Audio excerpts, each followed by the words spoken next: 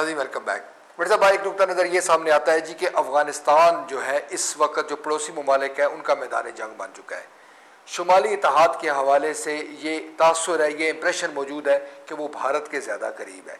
आप क्या समझते हैं कि रब्बानी साहब का जो कत्ल है उसको इस पस मंज़र में देखने की ज़रूरत है?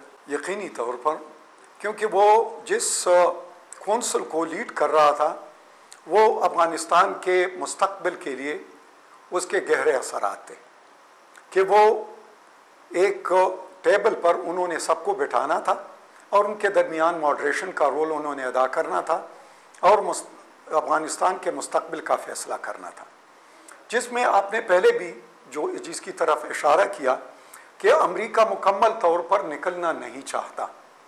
वो थोड़ा सा बंदूक पीछे कर रहा है और अपनी जो सॉफ्ट पावर है, जो डिप्लोमेसी है, प्लस जो अपनी प्रेजेंस है, जो स्टेट की पॉलिसी है, उसको आगे कर रहा है। तो यकीनन इसके लिए उनको एक ऐसे हुकूमत की ज़रूरत है जो कि उनको कम अज़ कम 10 साल के लिए मज़ीद बेसिस भी दे दे। दूसरी तरफ पर वो ये भी चाहते हैं कि हमने जो जो जो फेस खोया है, मतलब है कि जो लॉस हुआ है, इकोनॉमिक लॉस जो हुआ है, मटीरियल लॉस जो हुआ है, जो 10 साल हम जंग लड़े हैं, जो हमारा कौम, जो उनका कौम है अब इस जंग के ख़िलाफ़ बन चुका है, इसको किस तरीके से फ्यूचर में इसको सेल कर दे कि हमारी जो पॉलिसी थी वो मुस्तक़बिल के लिए थी, शॉर्ट टर्म नहीं थी। तो यकीनन ये बात जो है कि इसका कत्ल मुस्तक़बिल के मुहर्रिकात पर बहुत गहरा एक वाक़या बड़ा अहम है। चंद रोज़ कबल आप ये देखते हैं कि काबुल में एक ज़ेर तामीर बिल्डिंग पर 6 ये कहा जाता है कि तालिबान ने या जंगजुओं ने कब्ज़ा कर लिया और नेटो हेडक्वार्टर को निशाना बनाया, अमेरिकन एम्बेसी को निशाना बनाया।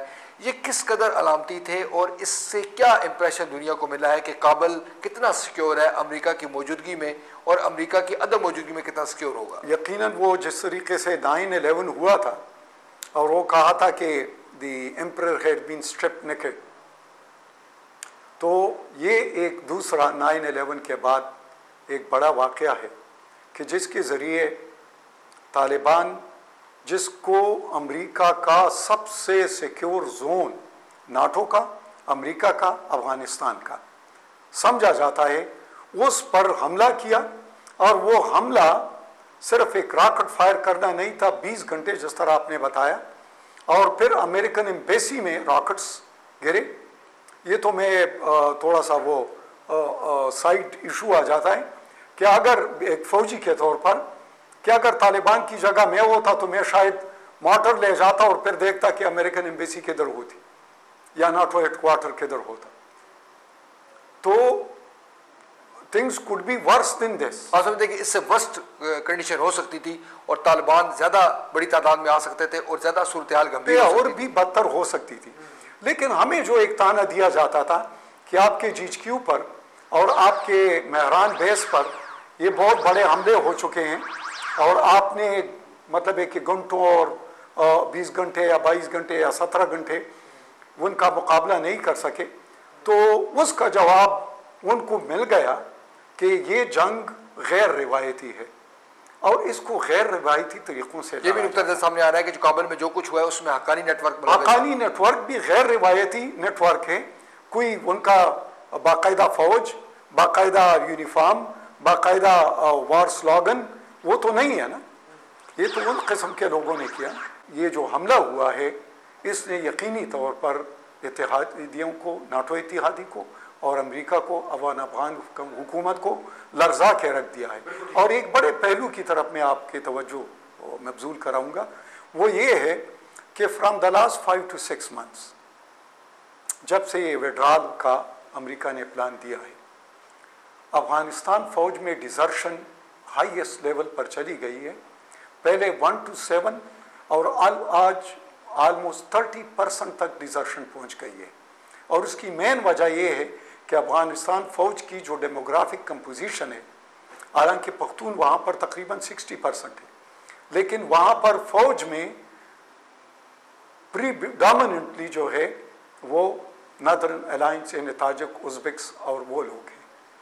और क्या अमेरिका वहाँ से जो पैक हो रहा है या पैक करेगा, तो इस फौज के जब हवाले करेगा तो वो प्रीडोमिनेंटली पख्तून मलेशिया का मुकाबला कर सकेगा? या ये 10 साल जो इन्होंने इन पर लगाए या ट्रेन किया या वो किया, तो वो एक गैर रिवायती जंग लड़ सकेंगे? और यकीनन एक बहुत बड़ा खिला है, और उस खिला को बातचीत के ज़रिए पॉलिटिकल तरीके से एड्रेस करके पूरा किया जा सकता है। किसी भी जंगी नुक्ते नज़र से, किसी भी अस्करी नुक्ते नज़र से वो पूरा नहीं हो सकता। फिर सब लोग कहते हैं, देखें जी, अफगानिस्तान की जो मौजूदा सूरत हाल है वो इस बात का सबूत है कि अफगानिस्तान में कभी भी अमन बातचीत के ज़रिए नहीं होगा। एक नुक्ता नज़र आपके सामने रख रहा हूँ, और ताकत के ज़रिए ही जो है काबुल पर कब्ज़ा होगा, जिस तरह के तालिबान ने किया। आप क्या समझते हैं कि इस थ्योरी में कुछ सदाकत है? बात तो जो ज़मीनी हक़ाइक़ है उसके थोड़ा सा खिलाफ इसलिए लगता है